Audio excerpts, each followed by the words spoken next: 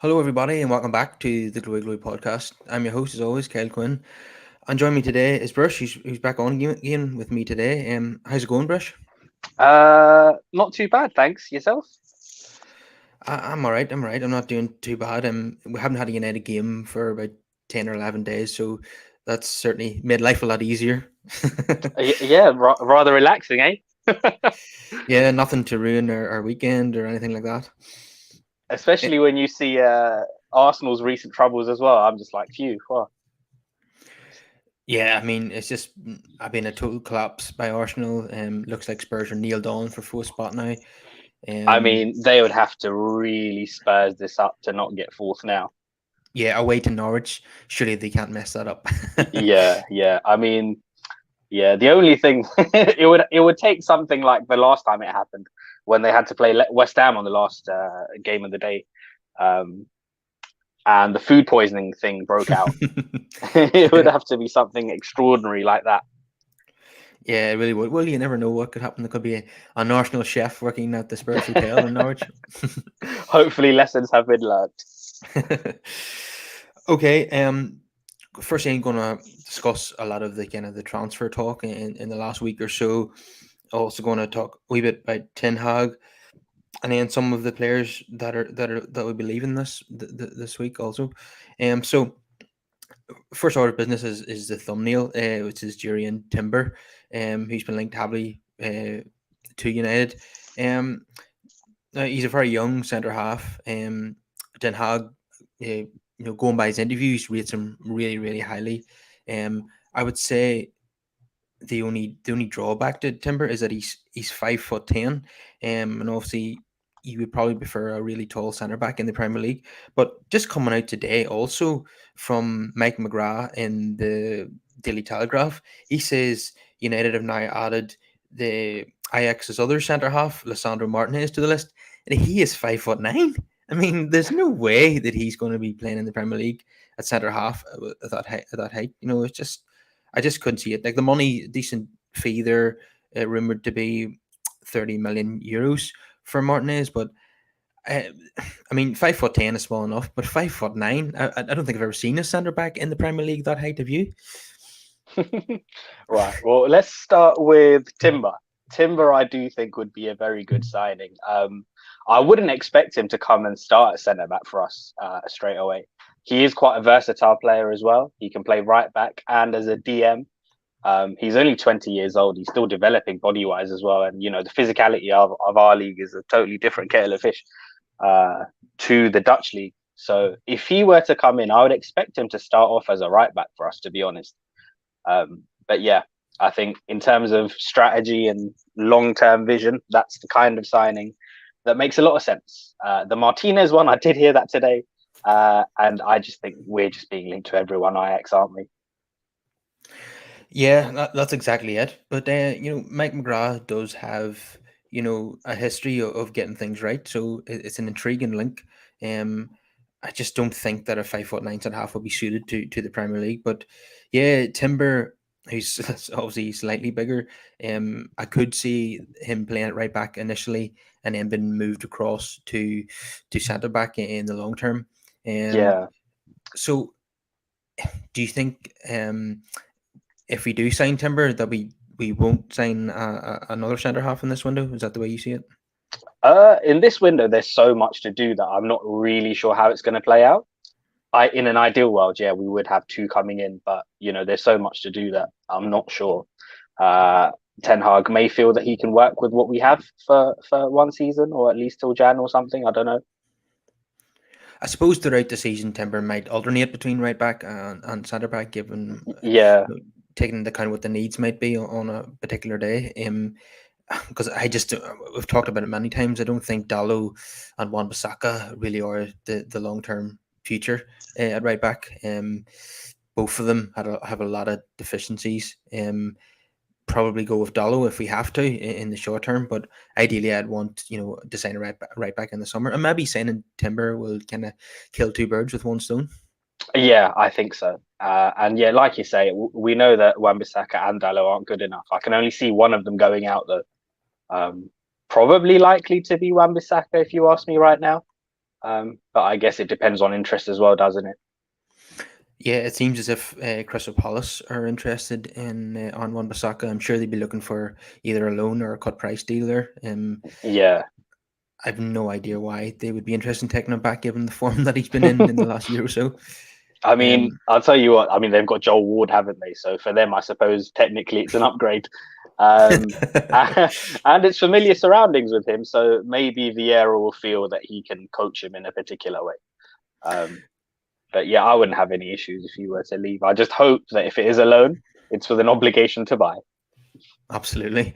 They took back Wilfred Zaha, so they've got history for taking back players that they've sold to United that didn't Yeah, work out. um, yeah. So Timber, would you say that he's more likely than Martinez? Is that? I yeah. think so. I think Timber is probably more likely than Martinez. The Martinez thing, I'd give it a bit more time and see how it all plays out. I just think at this moment in time, all the reporters are finding new Ajax players for us to be linked with all the Yeah, time. and another one of those is Anthony, the Brazilian winger. That would my personal preference would be to give him another year at Ajax, because the Memphis Depay signing kind of haunts me still. You know, Mm. you don't want to go a year too early with these young wingers. Maybe it's best that he gains a bit more experience first. Then again, he could be snapped up by someone like Bayern Munich if we're caught napping and don't sign him this summer. What do you Yeah, think? yeah, that's exactly it, Carl. That's the problem, isn't it? If we wait around, then there's a chance that we could miss out. And then, in 2, 3 years' time, if we are linked with him, we're talking triple the fee it would cost now. So that's the trouble. So if you can get him now and at a decent price, I say do it. Yeah, and Bayern are seem to be already signing three Ajax players. It's like buy one get one free. Yeah. Um, And also, I think there's going to be a domino effect as well, isn't there? Depending on how everything plays out in the league. I know that Rafinha has a relegation release clause if Leeds go down. yeah, absolutely. Although I think Barca are very keen on him, aren't Yeah, they? yeah. Um, Barca are keen on him, and if he goes there, then where does Usman Dembele go? So all these moves, it will have a trickle down effect on everyone. yeah, I think so. And Lewandowski is going to go to the new camp, it seems, as well. Which probably will force them to sell someone to kind of to break even, because obviously they've got a 1.2 billion pounds worth of debt there. Um, And that brings me on nicely to Frankie de Jong, who's been heavily linked with United. According to reports, Ten Hag is ringing him up every day, trying to persuade him to come to the club. But de Jong, firstly, he wants to stay at Barcelona, and if he does leave, he wants to play Champions League football. That's what we're being told. Does that kind of concern you a little that he's not overly keen in coming to Manchester? I mean, it makes sense to be honest. When I first heard the reports last week, I thought to myself, if he were to leave at 25, like probably Man City and Bayern would be the ideal destination for him at the moment with where he is in his footballing career. Whereas with us, we're very much at the start of another rebuild. And, it's going to take 2, 3 years for whatever it is that we've got going on. And do we really need to add pressure by bringing in a player like a De Jong who would cost 70, 80 million and be on big wages? And there was a part of me that was concerned that it could be another Pogba type situation. Yeah, I suppose the only difference is here that De Jong does have a strong relationship with Ten Hag, and they've worked together. So I mean, and the only reason why you'd become United at this point is because of the manager. Yeah, I wouldn't liken it to the Di Maria or Sanchez situations where there's somebody just coming for the cash. He would be coming to play for a manager that he has a good relationship with. Yeah, that would definitely be the pros of the deal. The fact that he knows the manager inside out, and he could be a big part in the way in which we want to play. And obviously having Donny there as well, that might solve a few problems. But yeah, like you say, I just don't want us to dilly dally. So if there is interest, it's not the worst signing in the world, not by any means. Especially if Ten Hag really wants him, bring him in. But if it's going to drag on all summer, I'd rather just move on to other targets. Yeah, I think because we've been through so much as United fans, I just have flashbacks to certain things. Like if it drags on, I'm already thinking in my head, I don't want another summer like when we chased Cesc Fabregas, only to end up with Fellaini. Yeah, we've been linked with everyone that summer. Was it Ronaldo and Bale and Fabregas, and then there was it was Fellaini and Baines at Cruz one and point. Thiago. It was crazy. Yeah, and then at the end we were offered 27 million for Baines and Fellaini, and ended up on deadline day just doing the 27 million for Fellaini. So yeah, but thankfully the Ed Woodward era is gone, and Yes, hopefully we'll see some improvements. It seems as if John Murta is going to be, leading this transfer window for Manchester United. Do you very much see that as a step forward? I well, think so. with John, I mean, we have to look at what he did in the youth academy, and a lot of those young players that were brought in that people are looking at and paying attention to now, it's down to John. The likes of Hannibal and Fernandez and Gerardo and loads of these young players. And so far, he's not put a step wrong, but we need time to assess him properly. The one good thing is that it seems as though there are changes happening at all levels throughout the club. So we just have to give it time and see how it works out. Yeah, definitely. We want to see football people make football decisions, and this seems to be kind of a move in that direction.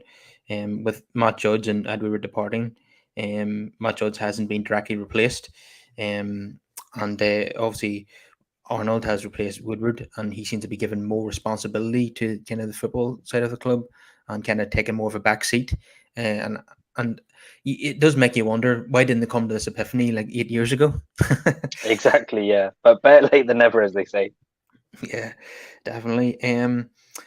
Yeah. So my feelings on the De Jong situation is that, yeah, I won't be too harsh on him for not wanting to come to United initially, because, like you say, we are in a situation where we're at the beginning of a rebuild, and if we want to sign the top players when we're in the Europa League or the Conference League, they will need some persuading, so as long as he's coming for the right reasons and not just for the money, and we have mentioned the fact that he will be coming probably purely for the coach, then I don't think this is like the signings of the past, so yeah, I won't judge him too harshly for not wanting to come to United, initially. So if he comes, yeah, I'll be delighted to see him arrive at Old Trafford, and be a significant improvement on our current options in midfield. Oh, massively. And that's the thing. That's the key to it. If he wants to come and he believes in the project that Eric is trying to sell to him, then by all means come, because that it's going to take us to another level. But I'm just a bit cautious. And also, what I liken it to is, you remember a couple of years ago with what Klopp was doing with Liverpool, when I would say the 2017 Champions League final, where they were on the cusp of greatness, and we could all look at that squad and identify one or two key areas where they were deficient. And then comes in Fabinho, Van Dijk, and uh, Allison. Yeah. Allison. Yeah, and that made the difference. And I look at De Jong and I think, wow, if we were a little bit further along in our rebuild, then maybe he's the piece to come in. But currently, I don't know, because it's a big outlay. I don't know how much the transfer budget will be, but I can't imagine it being too much higher than about 120 to 150 million. Maybe a bit of leeway depending on sales too. And if we are 70, 80 million down and we still don't have a DM, it's a bit crazy to me on paper. Well, if Leeds go down this weekend, we might be able to get Calvin Phillips on the cheap to go along with De Jong. Would you be happy with that midfield pair? I would be very happy with that. The only thing is, I know Calvin is Leeds through and through. So, I mean, I know we have history as well, and people point at Alan Smith, but I don't know. I don't know if Calvin is willing to take that same route. And it was exactly the same situation. Leeds got relegated. Yeah, Alan Smith previously said he would never ever play for Manchester United, and then he done exactly that. yeah. But I think the difference this time around, though, is that I think there will be a fair few teams interested in Calvin Phillips. Yeah, I would imagine, especially at a cut price. Yeah. So speaking of DMs, we've been Steve Bates and the Sunday People linked us with a move for uh, Kante from Chelsea. Um, Apparently Ten Hag wants to bring him in and kind of build the team around him. At 31 years old, I don't think that would be such a good idea. I mean, we signed Matic at the end of his career from Chelsea for £40 million at 29. To then sign a 31-year-old midfielder from Chelsea, will again feel like we're taking their cast offs. Now, I know he's been a terrific midfielder. He's won the Premier League for two different clubs. He's won the World Cup, and he's still an amazing player. But you've got to admit that he hasn't got many years left at the top, I wouldn't have thought. Absolutely. I was a bit surprised when this story broke, actually. It didn't make sense to me. Obviously, we know he's a wonderful player. He's got the track record to back it up. It's like he's got three lungs at times. Even at 31, he's better than anything that we have. That's not in question. But yeah, you have to look at the short-sightedness of the deal if it were to happen. In hindsight, even when we signed Matic on paper, I was quite annoyed because we had handed over 40 million for him, and they reinvested half of that money to go and get Tamui Bakayoko. It didn't work out, but on paper at the time, he was doing quite well at Monaco, and it just felt as if we were financing their rebuild. Yeah, it seems to happen quite a lot where United sign players in their late 20s or early 30s, and then for extortionate fees, and then that club then uses the money to reinvest and buy a kind of a younger player, about 21, 22. Yeah. I mean, listen, with the Kante deal, if they were giving him away, then fair enough, I'd look at it. But that's not going to be the case. They're going to charge silly money for him, and it just wouldn't make sense. Yeah, I think we've got our fingers burned too often in buying players that are kind of in their prime or just slightly over their prime. We want to be looking a bit younger than that. And, that Varane deal is not looking great at the moment. It's starting to look like another Schweinsteiger deal where Real Madrid were well aware of his injury record and decided to sell him at the right time at 28 to another club. And, he's missed probably at least half the Premier League games this season for United. Are you slightly concerned about his injury record? Yes, it is very concerning. Because I know people have looked at this upcoming window and said we need to go find an aggressive defender who can play next to him and partner him. But my thing is, I'm not sure that you can partner someone who's not going to be there half the time. So, it kind of opens everything up in terms of what profile of defender we're looking for. Yeah, I know. I've got a feeling that, Harry Maguire is still going to play for a few games next season. So this is the other thing. Both Maguire and Varane are 29 years old. So, ideally you would want to move Maguire on if at all possible, because otherwise you're going to be in a situation where both of them need replacing around the same time. Yeah, if Maguire doesn't significantly improve this season, I think he'll then be moved on next summer. If he produces another season like this season, if you want to call it that, he'll have to be moved on. But I think this summer it'll be Jones and Bailly will be moved on. That's the way I see it. Yeah, because that would leave us with three, wouldn't it? And then possibly Mengi as the fourth. So, yeah. Yeah, I think we'll probably sign one and then let go of two, and then that'll leave us with four. If Maguire stays, do you think he keeps the armband? I hope he doesn't. But we have no idea at this point what Ten Hag's decision is going to be with regarding the captaincy. Maybe just to get the fans on side, he might just take it off him, or he could potentially potentially lose the player if he does that too. So it'll be interesting to see what he does with the captaincy. Okay, so let's just imagine that we only make 3 signings, and I know we're like, oh no, we need to make 4 or 5. But if we made 3 signings and it was Timber, De Jong, and Darwin Núñez, would you see that as a really good summer? What would you rate that out of 10? With the amount of work we have to do, I'm not sure if it's enough, but I mean, it would be a step in the right direction, most definitely. Yeah, because Timber would come in, who would be able to play right back and centre back and potentially fill in as a DM.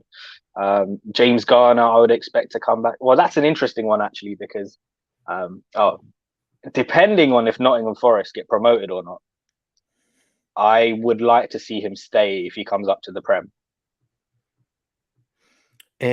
So I think Timber, De Jong, and Núñez would be really good progress, but obviously, I feel we need another midfielder. We need a right back, and potentially a right winger as well. So it's that spine, isn't it? You just want to, The Yeah, it would fullbacks definitely. aren't up to task. Yeah, I think we need to start with the spine. That's why I Mm, was kind of going with those three players because that would significantly improve the spine of the team this summer. And then yeah. after that, we could start looking at the fullbacks and the right winger and stuff like that, left back obviously as well. Mm. But yeah, that'd be a brilliant start. And if we could sign those players with the transfer kitty, and then potentially a fourth, after we've made some sales, then that would be really good business. But there's a lot of ifs and buts there. We'll wait and see how it transpires. Um, so who else do you think we could possibly sign this summer? Um, there's lots and lots of names being linked, but realistically, who do you think we could get? That we haven't talked about yet. So funny enough, seeing as we've been linked to all of the ex players and all the Dutch players, one that does intrigue me is De Ligt at Juve. He's not had the best of times there. He's still only 22 years old. He has leadership experience as well. He was the captain when he was at Ajax. Depending on how one or two things work out, if he becomes available, I think that's one that we should look at.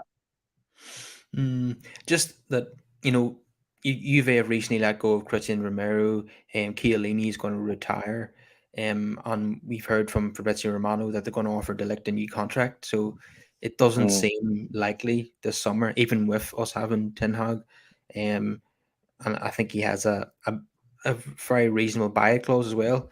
It doesn't seem like that's on the cards at the moment. Last week it did seem like a possibility, but this week it doesn't. Mm. Also, the one thing I'd really like us to do, a bit of wishful thinking, but there's a lot of free agents available knocking about this summer, and if we do our due diligence, there could be a few bargains in there. I know AC Milan's have got centre back Romagnoli. His contract is up. He's 27 years old. He's very experienced. Boubacar Kamara still hasn't signed on. I think he's close to signing for Atletico, but hasn't as of yet. Um, Andrea Bellotti is available. There's a fair few signings out there. Usman Dembele, even he hasn't signed on at Barca. And depending on what happens, if they get Rafinha, Dembele could be up for grabs. Maybe that's an alternative to Anthony. Yeah, I think Kamara is definitely a free signing that I would be interested in. I know, and in a window where we need to sign as many players as possible, but there's only a limited budget available. We do need to pick up a wee free transfer somewhere. And Yeah, and with Kamara, age-wise as well, he's about 22, I think. Also quite versatile. He can fill in at centre back as well as DM and central midfield. So yeah, we were linked to him in January, but there hasn't really been much talk of it since. If it did happen, it would come completely out of the blue, wouldn't it? yeah. Yeah, so not really sure if we're interested in him at all. But I'm sure there are players on the transfer list um that the media haven't got window of yet. I'm sure there are a few surprises in store. Yeah, you mentioned James Garner there. Yeah, if Forest beat Huddersfield in the playoff final and get promoted, there is that possibility that he could then go on loan for another season and get Premier League experience. But what if Ten Hag takes him on the tour to Australia and the Far East and decides, no, I really like this guy. Actually, he's going to be part of my team next season. If he's impressed with him enough over the preseason tour, then by all means, it's great. But I just think for a player that age, he's already settled at that club. For him, it will be invaluable experience for him to just be a starter in a Premier League team consistently. Yeah, I mean, if he stays at United, he'd probably start in the cup games, and at Mm. Forest, he'd play 38 Premier League games. So that would probably, obviously, it will frustrate a lot of the fans who want to see Garner be part of the United team next season. But it would be better for him as an individual to be at Forest next season, I think. Exactly. And the thing is, it could benefit us long term as well. Yeah, absolutely. Because obviously the Premier League's a different level to the Championship. He'll definitely be moving up in class and Yeah. gaining. And I know it's wild, but just for example, look at what Conor Gallagher's done at Crystal Palace.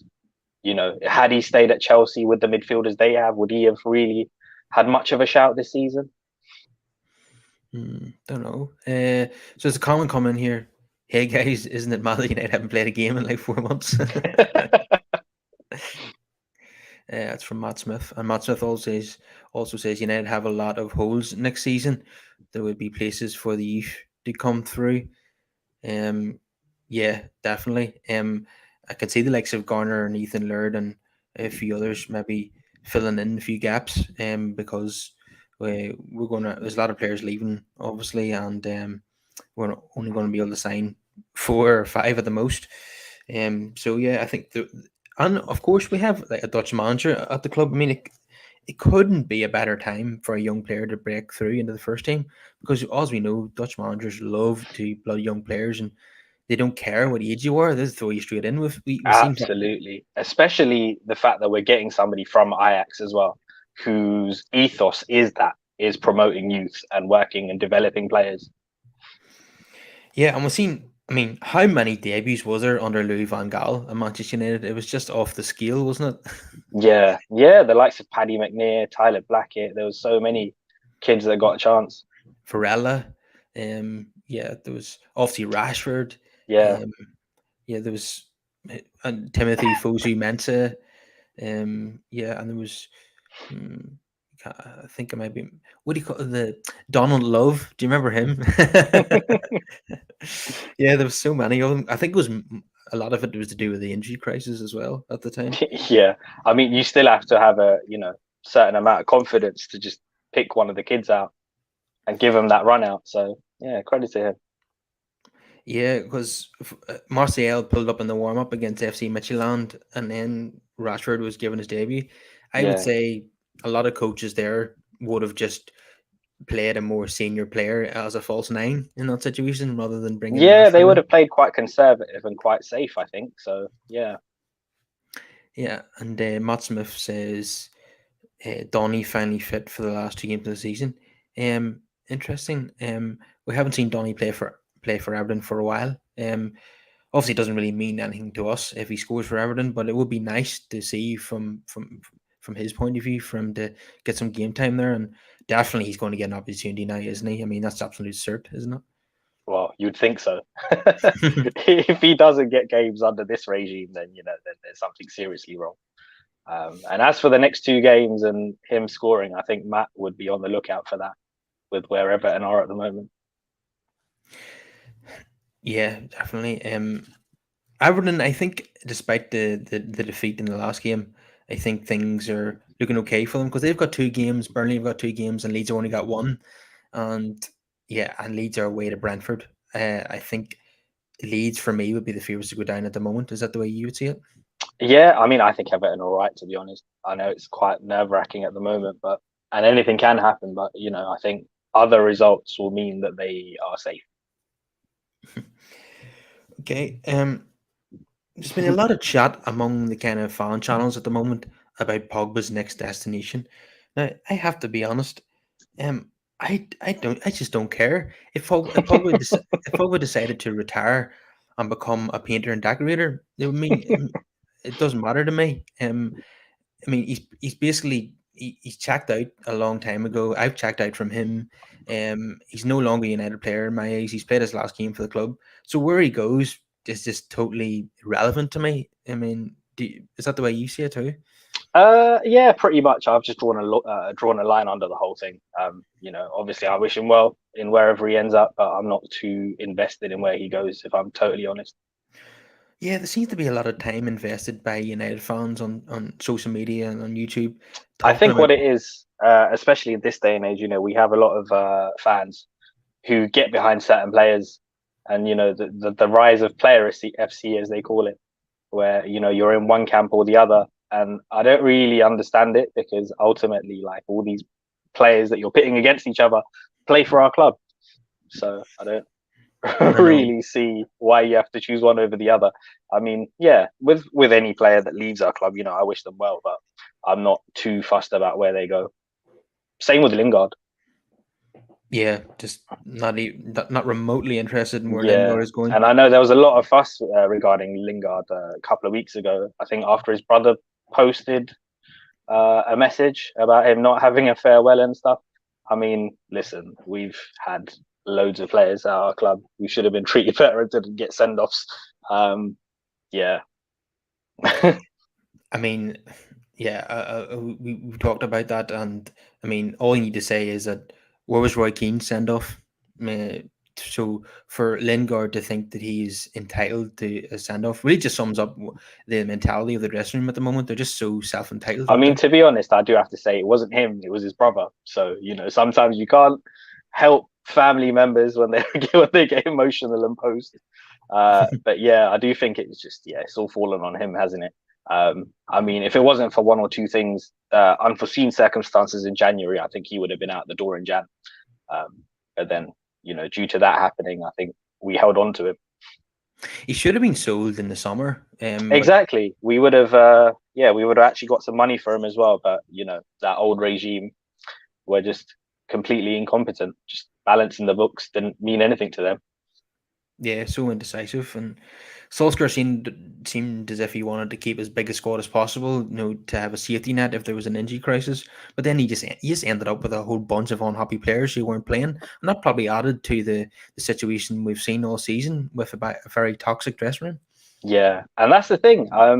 It's kind of crazy actually because obviously he played under Fergie, who was accustomed to working with bigger squads. But the key to working with a bigger squad is rotation and keeping Yeah, everyone happy, keeping that balance. With Ollie, he just kept the same team and didn't really integrate the subs or anyone else into it. So of course there was going to be discontent. yeah, I can name the Ollie 11 right now. It's imprinted in my head.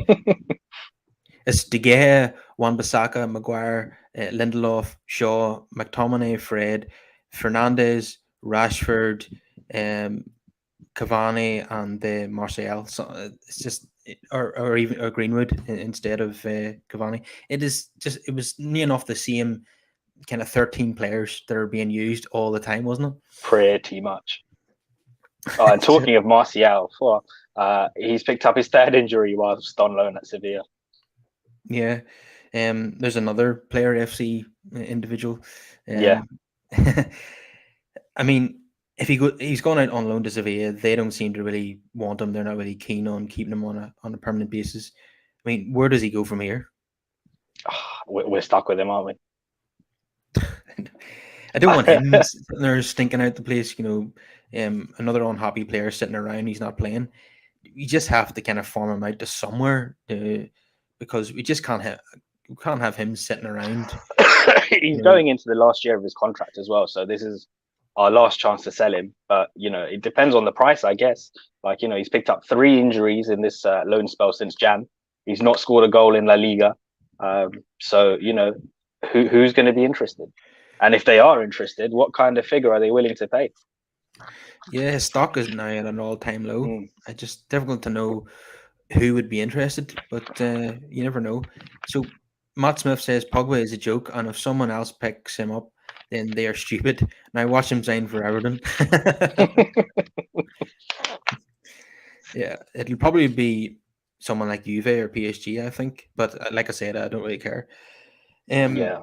so what do you think about the Dean Henderson situation? Do you think I do not want to see him go on loan? Either Ten Hag makes him number one, which is unlikely, or we sell him for 30, 40 million. Like he's 24, 25. A loan deal makes no sense either from a footballing perspective or a financial perspective. Either either is our first choice or he's sold this summer. There has to be a definitive choice made there. Yeah, the loan thing made no sense to me either. The only way a loan would work for me is if there was an obligation to buy at the end of it. And you do the smart thing and you maybe insert a buyback clause if possible, just in case. Yeah. But it'll be interesting one because we know that some people say this is overplayed, but we know that a lot of the modern coaches, and Ten Hag is one of them, like to have a goalkeeper who's good at the distribution, good with his feet, and being the man who starts the attacks. And we know De Gea is a bit suspect when it comes to the ball at his feet, but as he's just the most amazing shot stopper that we've ever seen, probably in the Premier League. Do you think that'll be enough for Ten Hag to kind of ignore his deficiencies in terms of distribution? I think at this moment in time, we have to just wait and see how he sets up the team. I think in the long run, it may be an issue, but at the moment, there's so many other fires to put out that I'm not even thinking about that. The only other thing I will say with De Gea is that obviously he's on a massive, massive contract. When it comes time for renewal, I'm not sure we should be renewing, or certainly not at the wages he's currently earning.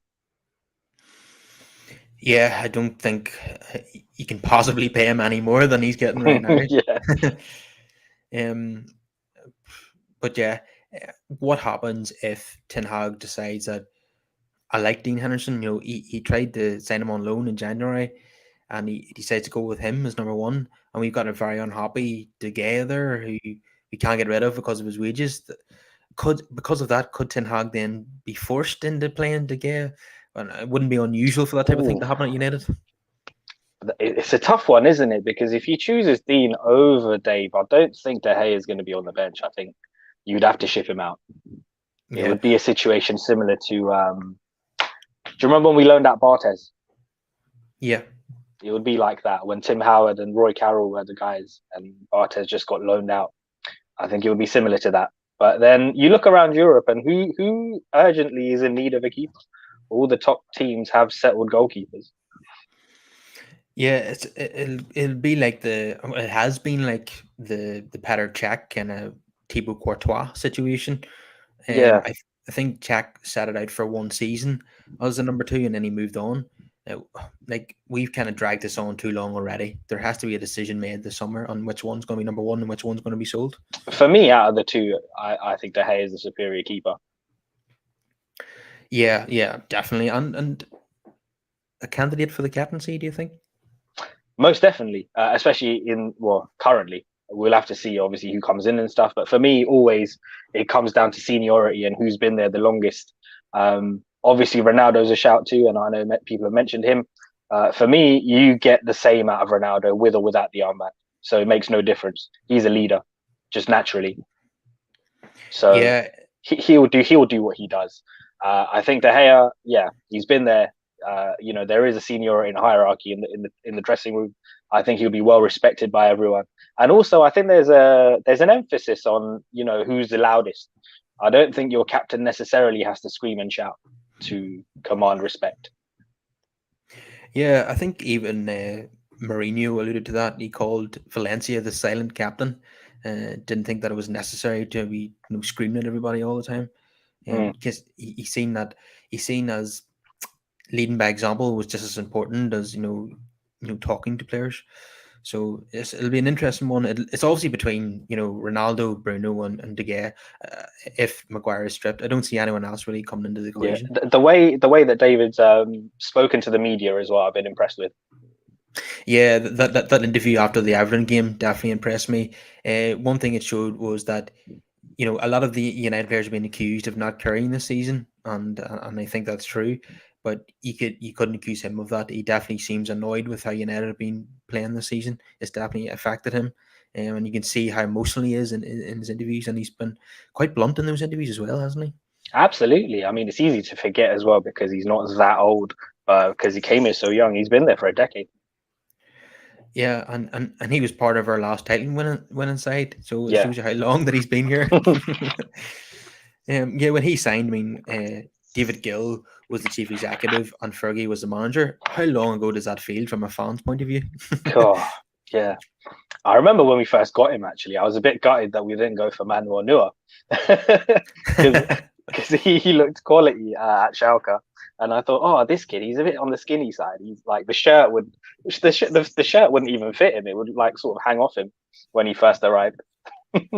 Yeah, I remember that. Yeah, Fergie said in his autobiography that his choice was Manuel Neuer, but Eric Steele, the goalkeeping coach, said this fella De Gea is going to be the best keeper in the world someday. And you got to say that Eric was right about that. Absolutely. Was it the 16-17 season? He was unbelievable.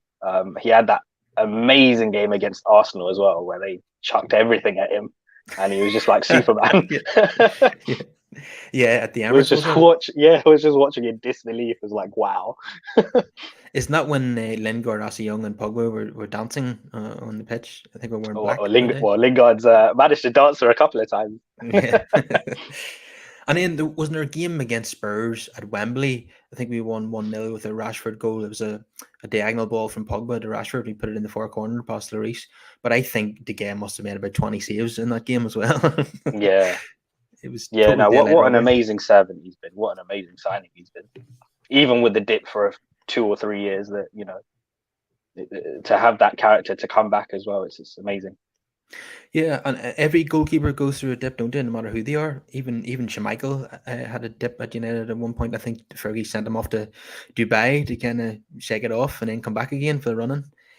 Um, so I just want to finally talk about the Crystal Palace game.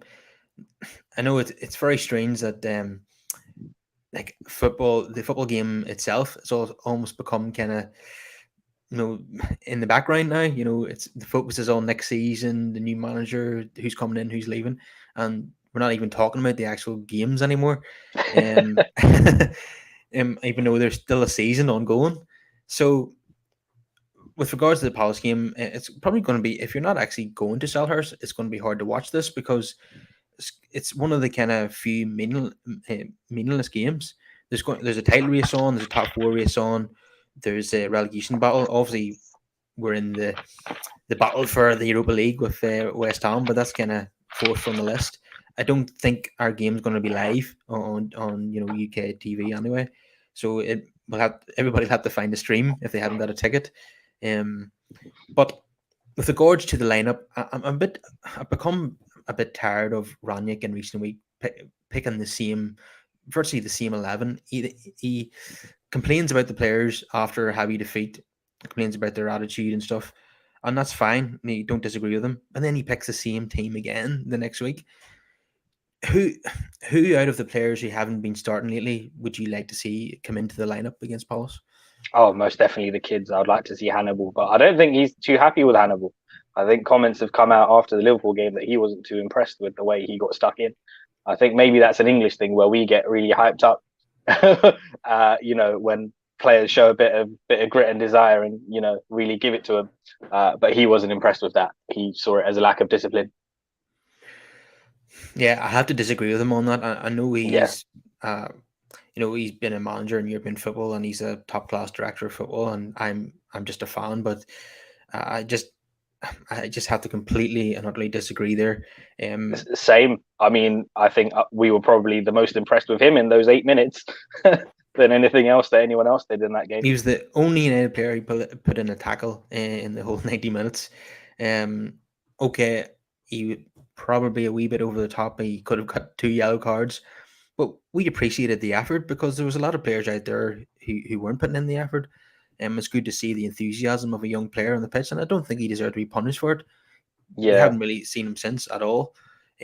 So he's probably unlikely to feature again under Ranić, and this is obviously there's only one game left, so he'll not be too worried about that.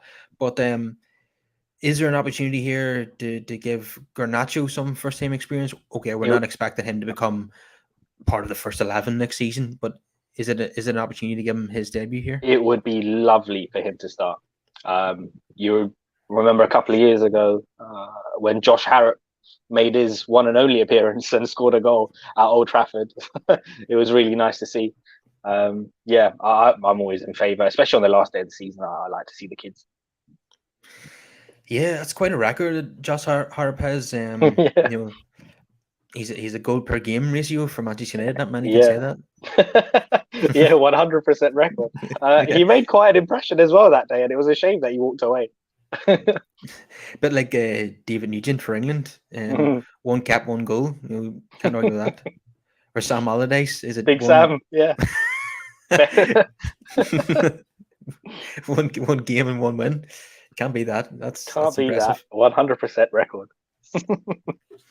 Yeah. So, is there an opportunity for anyone else? I know Alanga's already basically become a first teamer under Ranić. Yeah, well, I think Um, Elanga's probably like with Ollie, Ralph sticks to his team as well. So I'm guessing we're going to see the same thing we've been seeing, and proper Jekyll and Hyde performance as well in the last 2 games. Obviously, absolute capitulation against Brighton. But the team that he picked was based on the performance they put in at Brentford. So it's this proper Jekyll and Hyde stuff, isn't it? Yeah, we went from the best away record ever known to man to breaking defeat records away from home. How many have we lost on the trot now away from home? Ah, it's not.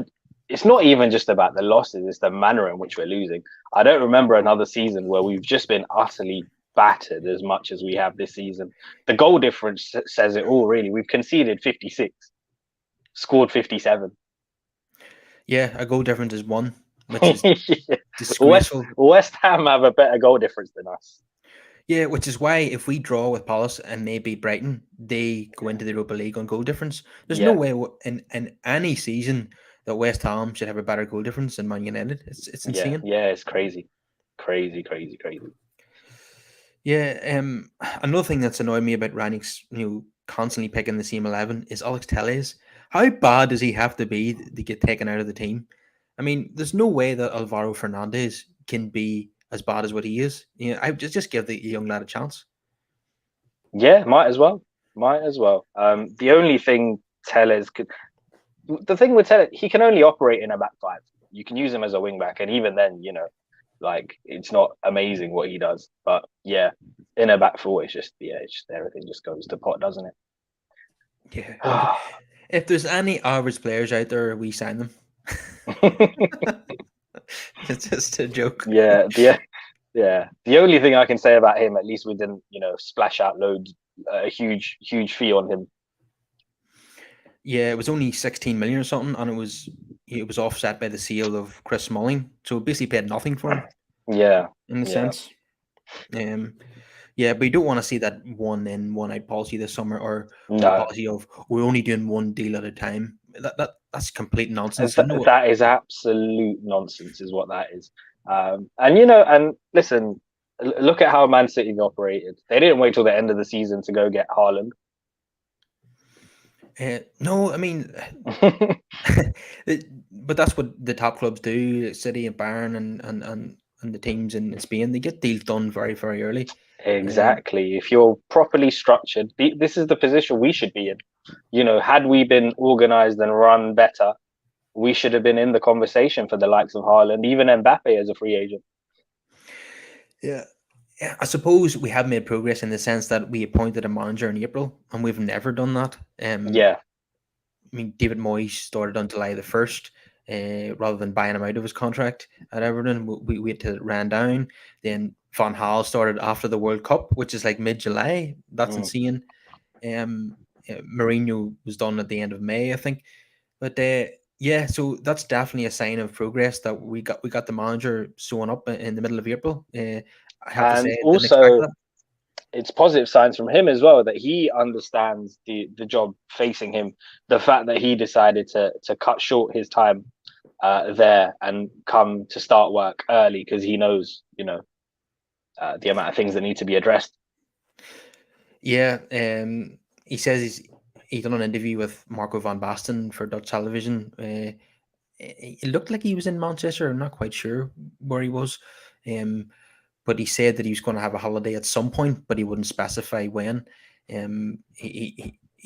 He knows the work is monumental that he has to do, and he had no time to waste. He didn't even go to the Ajax kind of celebration party. He didn't go to their postseason friendly. He was straight into work at United the next day after their final game. So he's impressed me so far, but this is kind of like the honeymoon period, isn't it, where he can do no wrong. Yeah, that's exactly what it is. The proof's in the pudding, as they say. So we'll have to wait and see till we actually see it in action. Yeah. So, for like you said the last time, where one pain is ending and the next pain is about to begin. Yeah, yeah. The transfer window always stresses me out. Yeah, Like we have these grand dreams and desires, and we end up with something totally different. But this year, I am hopeful. Yeah, yeah, I'm hopeful. Hopefully, it will be one or two of those young players as well that Ten Hag is a fan of, and yeah, we'll get the ball rolling. I just hope that people are patient with him, because this is going to take time. There are no quick fixes. definitely. Unless he does a Ranieri, this is going to take a few years to get us back to the top again. Yeah, yeah. And how often does that happen? Once every 20 odd years. Probably more. Mm. Once in a lifetime. Okay. Well, I think we'll leave it there for this week. Everyone, please leave us a wee like on the video and hit that subscribe button. And if you haven't got time to watch us on YouTube though, our podcast is also available on Apple and Spotify, Podbean, and Google Podcasts, and all the main kind of audio providers. Okay. Till next time, Brush. Take care. Okay. See you later.